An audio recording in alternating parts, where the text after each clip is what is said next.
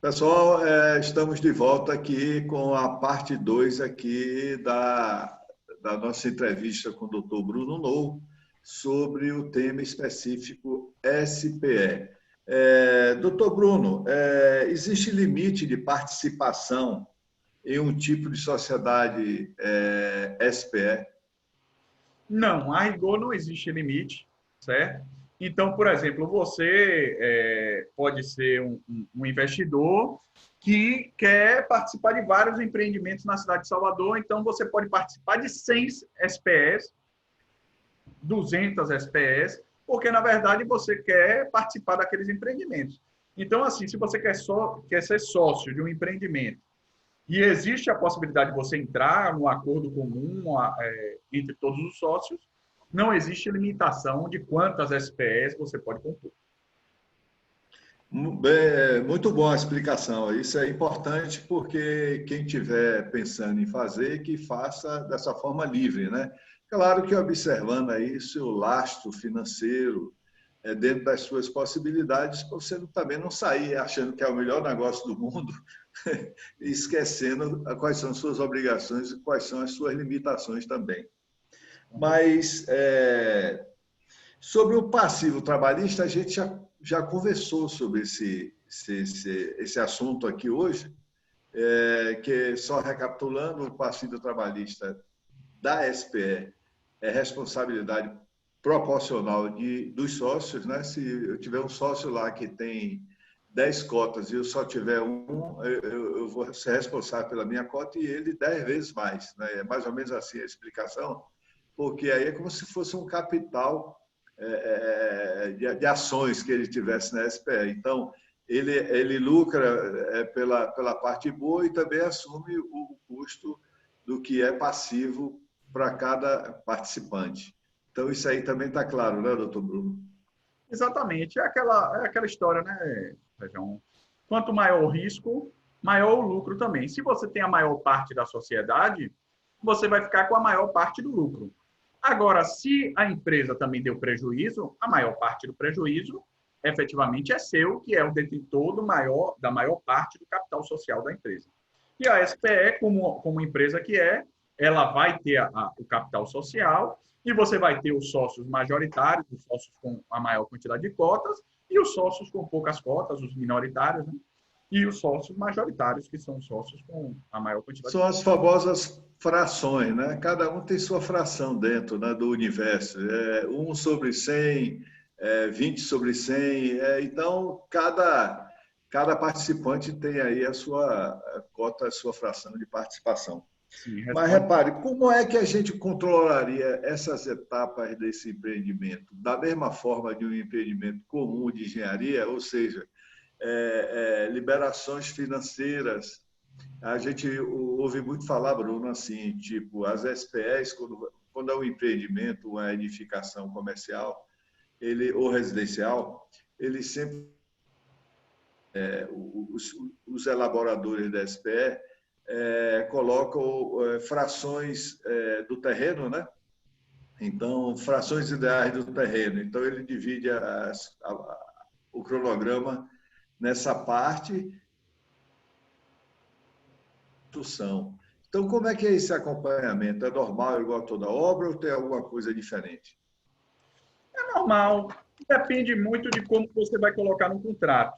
Então, por exemplo, eu já vi contratos de SPS que elas prevêem acesso à informação de uma maneira diferente, dizendo, olha, todo e qualquer sócio pode solicitar ao administrador do empreendimento que preste as informações num prazo de 30 dias, ou as informações requeridas. Isso vai depender muito da questão da conveniência dos sócios, né?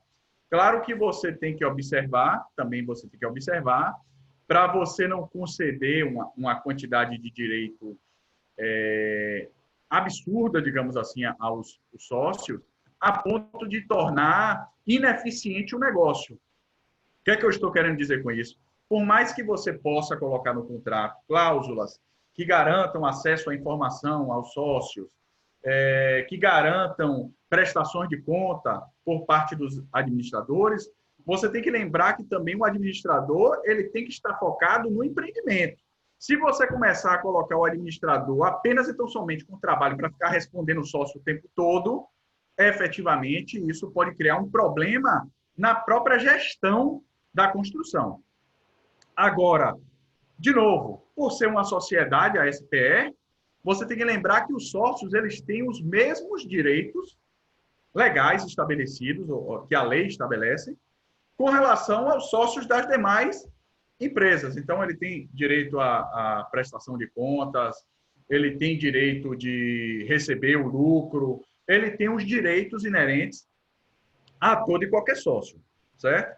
E ele pode acompanhar o empreendimento dele. Aí, normalmente, o que engorda boi é olho de dono, né? Então, ele pode querer acompanhar a obra, pode ser estabelecido um procedimento para que ele possa ir visitar a obra periodicamente, sem maiores problemas. E pegando esse gancho seu, então, de certa forma, se não for bom, talvez seja obrigatório que o administrador da SPE, juntamente, geralmente é a construtora, deve, né, por uma questão de lógica, penso eu, fornecer os projetos, especificações, tudo inerente à construção da edificação, para que todos tenham aquelas informações conhecidas previamente. É isso mesmo? Perfeito, perfeito. Um contrato normal, né? E o que a gente tem que lembrar é o seguinte: lembre que a construtora ela tem interesse em atrair o investimento. E você só vai entrar no empreendimento que você saiba que ele tem um projeto, ou pelo menos a ideia é essa, né? Porque tem gente que realmente é atirada. Mas, enfim, você só vai botar o seu dinheiro naquilo que você vê que efetivamente tem uma concretude, que é uma construtora séria, que já tem algum tempo de mercado, que efetivamente te apresentou o projeto. Então, você sabe, olha, a minha unidade imobiliária ela vai ter tantos metros quadrados, eu preciso saber qual é o andar, eu preciso saber qual é a estrutura da construção, porque você não vai botar dinheiro às cegas, né? E a construtora, ela sabe disso. Você só vai entrar naquela SPE se a construtora te oferecer um mínimo de informação básico para que você possa acreditar no empreendimento e coloque o seu dinheiro lá, né? Perfeito.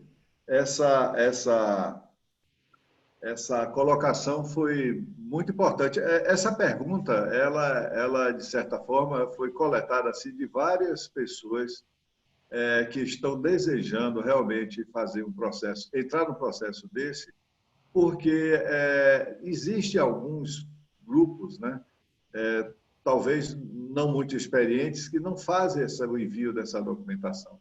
Então, isso é importante para que você conheça, até mesmo se você for um simples investidor, né, que você não seja da área de engenharia, mas também você deve procurar alguém conhecido para dizer, troque miúdos aqui para mim e tal, o que é isso aqui e tal, tirar alguma dúvida dos projetos e especificações. Principalmente, Bruno, as especificações.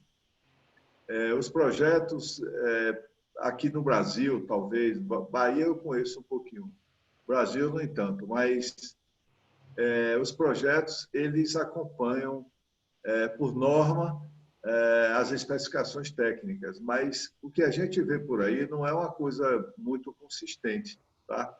Então, é preciso ter muito cuidado com essa questão de projeto de especificação. Então, está claro para mim que, se você participa da SPE, você tem o direito de ter todas as informações, não somente essas, também como recolhimentos, né? Posicionamentos também de documentos, né? Eu tenho até uma outra pergunta para te fazer aqui, é o seguinte: os documentos, a guarda da documentação de um empreendimento imobiliário, uma obra, ele geralmente leva um tempo enorme, né? Por exigência dos órgãos, tipo INSS, pagamento do insumo mão de obra, aí recolhimento de INSS, FGTS e tal. Além disso, outros tipos de documentação também. Quanto tempo você acha que seria importante para o administrador de uma SPE dessa guardar essa documentação? E quem é o responsável? É quem faz a obra? Isso, lembrando que, sendo a SPE uma empresa, né? Então, você tem normalmente um gestor dessa empresa e esse gestor ele é responsável pela guarda dos documentos. ok? E esse direito que você falou, Sérgio, é um direito que a gente chama de direito de prestação de contas, certo? O sócio que não é o administrador, ele tem o direito e o dever legal, por óbvio, por parte do gestor, de exigir as informações referentes ao exercício da atividade, certo? Agora, eu sempre recomendo aos clientes que eles busquem colocar no contrato ou entrar em um acordo com a construtora, porque às vezes você recebe também um contrato que já é fechado, que já é pronto e que você não tem, digamos assim, grande mobilidade na transação com a construtora. Agora, a gente sempre sugere, quando a gente está falando de players, de jogadores, digamos assim, maiores, né? Você tem uma construtora, mas você também tem um investidor significativo na outra ponta, a gente sempre sugere que ele coloque algumas coisas que interessem a ele. Olha, uma forma facilitada de prestação de contas, porque normalmente a prestação de contas ela se dá uma vez ao ano.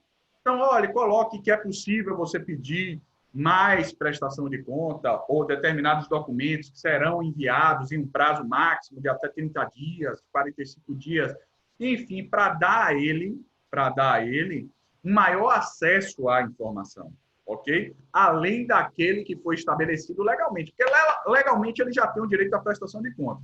Então, vamos botar um agregado aqui, vamos acrescentar uma coisa, por isso que é importante também o contrato social, você redigir um contrato social bem feito, que isso evita muita dor de cabeça, certo? E com relação a essa documentação e essa guarda, eu vou falar da parte do direito tributário, certo? Da parte referente às obrigações fiscais, você tem que guardar no mínimo por 6 anos. É o que eu recomendo aos meus clientes. Olha, guarde os documentos inerentes à obra no mínimo por 6 anos. Porque o fisco ele tem um prazo de 5 anos para cobrar, mas esse prazo de 5 anos ele pode variar com relação à ocorrência do fato gerador ou o dia do exercício seguinte. Então, por isso que eu boto sempre um prazo de segurança de 6 anos, certo? Para contar a guarda desses documentos. E como eu tinha falado, a guarda do documento, por ser de responsabilidade do gestor, esse gestor vai ter que estabelecer até após o encerramento das atividades da empresa, ele vai ter que ser o responsável, digamos assim, pela guarda dos documentos, colocando, inclusive, quando for encerrada a empresa, quem é, olha, se for o caso de colocar um terceiro depositário, quem é o depositário que vai ficar com aqueles documentos. Beleza. Mas, novamente, responsabilidade do gestor. Então, Bruno, quando o gestor, o administrador, se propõe dentro da sociedade SPE fazer essa atividade, ele deve considerar no orçamento dele não somente os custos diretos, indiretos e outros custos da construção. Ele deve colocar também um local para que ele guarde essa documentação, seja lá uma sala ou um escaninho, seja o que for.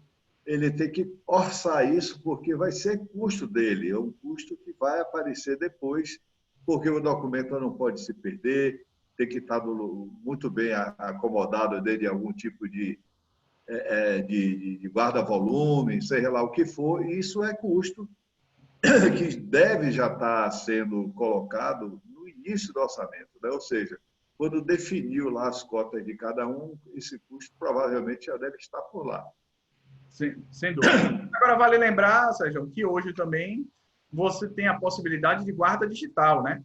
Então, você hoje já tem muitos documentos do ponto de vista fiscal que são documentos digitais e que você consegue guardar isso, digamos assim, de uma forma muito mais tranquila, né? Você coloca em um HD, você coloca ainda que tem um backup, você tem que colocar de uma forma... Aqui, por exemplo, no escritório, o banco de dados todo do escritório, ele fica em um HD e a gente tem uma espécie de espelho que fica fora daqui.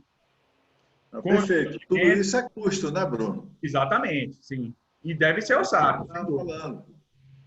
Deve ser orçado. Você tem que ter o HD, você tem que ter o endereço, ainda corre o risco de perder um ou perder todos. Então, sua responsabilidade, você pode fazer até uma digitalização, você pode botar num DVD gravado, seja lá o que for. Mas o fato é que existe custo. É por isso que eu falei. onde tem custo, tem que ser lembrado de colocar no orçamento. Tá? Estou falando isso aqui exatamente para que, se tiver alguém nos ouvindo, né, assistindo a essa apresentação, e dissesse, eu vou partir para uma SPE, ele vai ter que pegar no orçamento e já fazer esse registro desse custo. Né? Isso aí é uma informação super importante que você está dando para a gente. Mas, Bruno, só dando um pouco de continuidade, nós falamos de documentação. Dá para você dar uma ideia para a gente aqui, quais são esses documentos, né? Você saberia dizer para a gente assim de pronto, que documentação são essas que a gente tem que guardar assim, listadas, né? Imposto de renda, tem mais coisas por aí. Aí, Sérgio, você tem que ter, ao meu ver, porque são muitos documentos, né? Você tem que Sim. guardar todos os documentos que comprovem as suas receitas, você tem que guardar todos os documentos que comprovem as suas despesas dedutíveis, isso é importante que você tenha.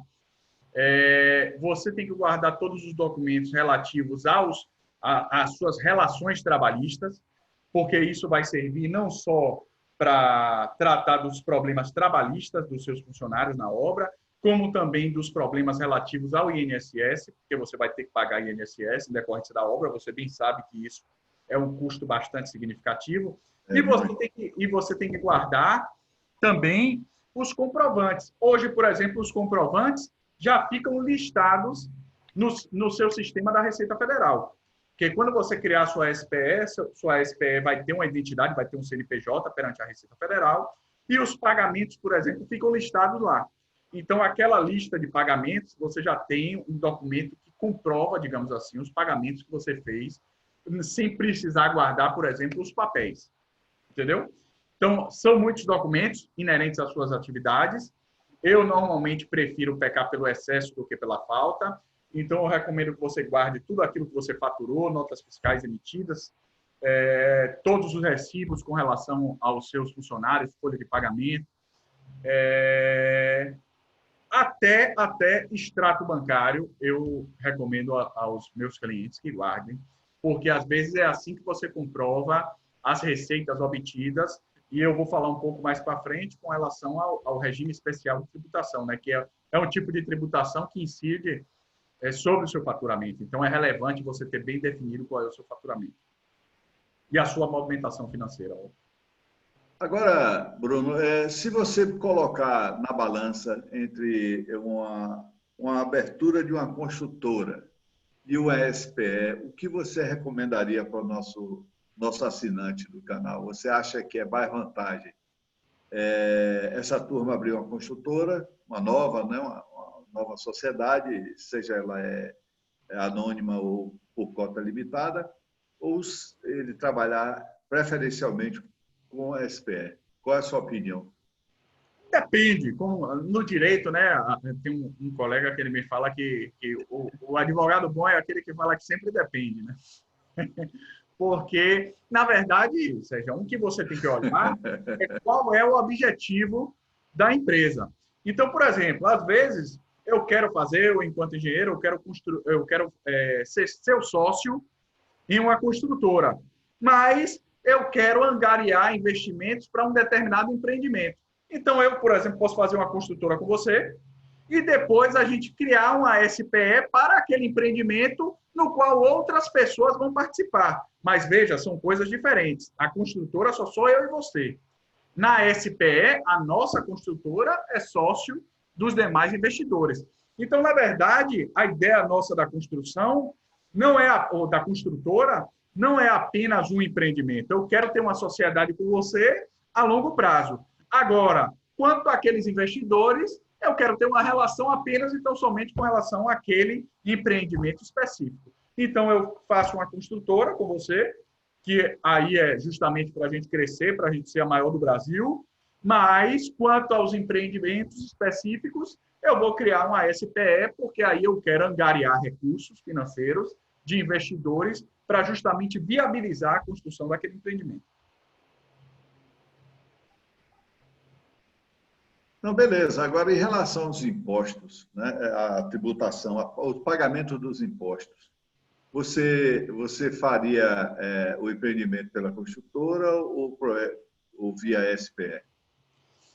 Não existe uma diferença de tributação nesse ponto. Porque, veja, se eu sou construtora e vou construir em um imóvel que é meu, por exemplo, todos os custos tributários que eu teria com a SPE, eu vou ter com a construtora. Eu vou ter com a construtora. E então, a não teria SPE, vantagem? não existe vantagem propriamente dita nisso. Agora, o que é que acontece? Se, por exemplo, aquilo que eu falei para você, a SPE, ela contrata uma construtora. Ok, e a construtora, às vezes, ela sequer faz parte da SPE, ela não é sócia da SPE, ela está ali como uma prestadora de serviço. Aí, na verdade, a tributação da construtora naquela atividade vai ser diferente da tributação da SPE. A SPE, por exemplo, ela pode se encaixar no que a gente chama de RET, que é um regime específico tributário. É um regime próprio para construções imobiliárias, certo? Ela está lá prevista, esse regime está lá previsto na Lei 10.831, que é uma legislação que ela só exige que você faça o que a gente chama de afetação de patrimônio, que eu imagino que vocês devam saber o que é, né? Você coloca um patrimônio para responder por aquele empreendimento e, na verdade, a SPE ela vai sempre recolher o tributo dela com base no faturamento, por causa desse RET, que pode ser também uma construtora, ou seja, não tem problema desde que faça efetivamente a afetação do patrimônio, porque a questão toda é a afetação do patrimônio. Então, você afetou o patrimônio, você pode aderir àquele regime específico tributário, aquele regime especial de tributação, e vai recolher os tributos, todos os tributos, né? Normalmente, a gente está falando de imposto de renda, CSLL, que é Contribuição sobre Lucro Líquido, PIS e COFINS, são 4 tributos, e no caso do RET, você vai recolher apenas um tributo que vai equivaler a esses 4. Você vai recolher um tributo que é de carga tributária de 4% sobre o seu faturamento. Então, se, por exemplo, eu te vendi um imóvel e você me pagou 300 mil reais, o tributo que eu vou pagar sobre essa receita é 4%. 4%, se eu estiver no RET, né? Se eu tiver afetado um patrimônio para responder por dívidas e por obrigações com relação à atividade de construção daquele empreendimento. Bom, beleza, Bruno. Para a gente finalizar aqui essa bateria de perguntas, essas flechadas que eu estou mandando aí para você, quando o empreendimento totalmente concluído, podemos colocar a mesma SPE em um outro empreendimento? Sérgio, existe uma discussão doutrinária, tem algumas pessoas que são mais avessas a isso, que são bem radicais e dizem que não é possível. Olha, se você criou com um objetivo específico e aquele objetivo foi alcançado, acabou. Só que existe também posicionamento doutrinário no sentido contrário, de que seria possível sim você, olha, a ideia da SPE é a construção de um empreendimento, acabou o empreendimento, você pode selecionar um outro. Mas, ao meu ver, uma vez concretizado o empreendimento, o mais seguro para você é finalizar aquele empreendimento e criar uma nova SPE. Lembre que o objetivo da SPE, principalmente na construção civil, é você limitar riscos. Se você pega essa mesma empresa e coloca para um outro empreendimento, amanhã pode sair uma caveira lá daquele primeiro empreendimento e atrapalhar o segundo. E o investidor, ele pode, se o advogado do investidor ele apontar isso, você pode ter um problema para obter o dinheiro dele. Então, ao meu ver, ainda que haja essa discussão se pode ou não pode, ao meu ver, a discussão, a SPE, ela perde o objetivo principal dela, ao tentar manter a SPE, que já alcançou o objetivo e finalizou o empreendimento. A ideia é limitar o risco. Se acabou o empreendimento, feche a SPE. Se sair algum esqueleto do armário, ele vai sair e vai estar restrito àquele empreendimento, não vai alcançar outros. Crie uma outra SPE, é mais vantagem, vá por mim. Mesmo os participantes sendo os mesmos, é melhor você finalizar e iniciar um novo processo. Sim. Ou seja, você fica limitado a pequenos processos, é melhor do que você juntar processos que você lá na frente nem vai saber mais o histórico daquele primeiro lá. Em resumo, seria isso, né? Sem dúvida. Agora, lembre que eu posso ter uma SPE também, Sérgio, monstruosa. Eu posso ter uma SPE de uma construção absurdamente grande, sem problema nenhum. A ideia é você manter dentro do risco apenas aquele empreendimento. Quando você faz uma SPE, aí, por exemplo, é uma obra gigantesca de 100 bilhões de reais. Ok, terminou aquela obra e você vai para outro, um esqueleto daquela obra de 100 bilhões pode chegar lá e atingir a empresa. Ah, mas são os mesmos sócios. Exatamente. Você não restringiu o risco da atividade àquela SPE anterior. E isso você sabe que por mais que depois você consiga desconstituir, mas, por exemplo, um bloqueio na conta de uma SPE, no meio de uma construção, isso pode atrapalhar, isso pode gerar uma série de dores de cabeça, isso pode impedir a emissão de alvará, isso pode criar óbice para a emissão de documentos necessários à construção. Então, é melhor você restringir os riscos do negócio àquela SPE, terminou, finalizou, abra outra, vale mais a pena. O custo da abertura de uma nova é muito menor do que o risco que você vai estar tendo em manter aquela SPE atuando em vários empreendimentos.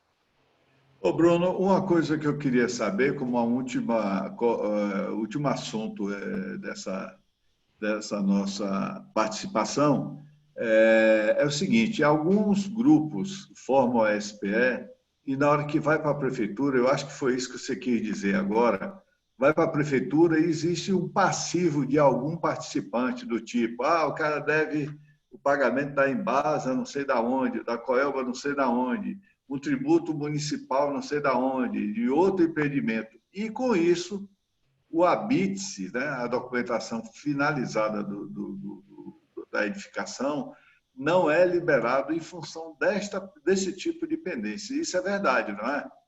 Isso é verdade. Agora, essa restrição criada pelo município é uma restrição totalmente ilegal.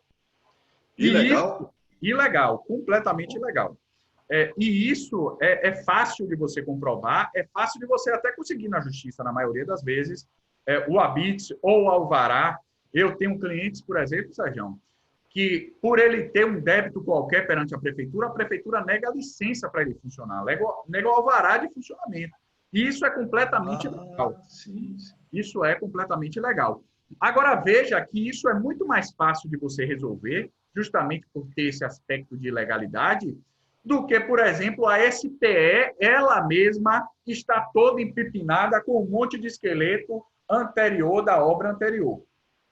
Entendeu? Quando eu criei uma SPE nova, e aí dentro dos 100 sócios que existem, a prefeitura diz assim, olha, eu não vou emitir o seu alvará de construção, porque um desses 100 sócios tem uma dívida de TIV lá de 1990. Pô, isso, quando você leva ao juiz, é tão absurdo que é fácil você derrubar, certo? Agora, quando você chega com a SPO, a SPE aí tá lá atrás, está com várias dívidas de INSS, está com várias reclamações trabalhistas, está com vários pepinos junto à prefeitura. Isso tudo você vai criando, digamos assim, uma aglutinação de problema que depois, para você descascar, é muito difícil. É muito difícil. Então, bom, então,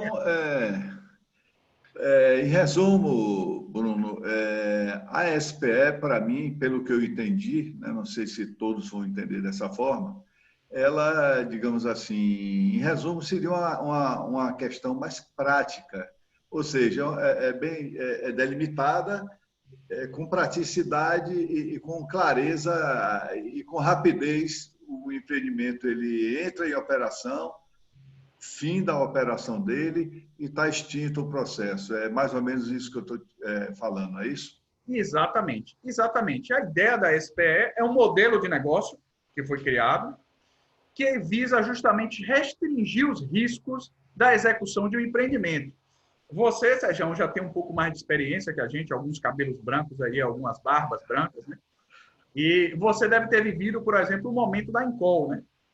Que o pessoal disse, o momento da Encol. E uma das ideias da SPE foi justamente quando você cria a SPE e você restringe os riscos da SPE àquele empreendimento, você impede que a construtora ela faça o que a gente chama de pedalada, né?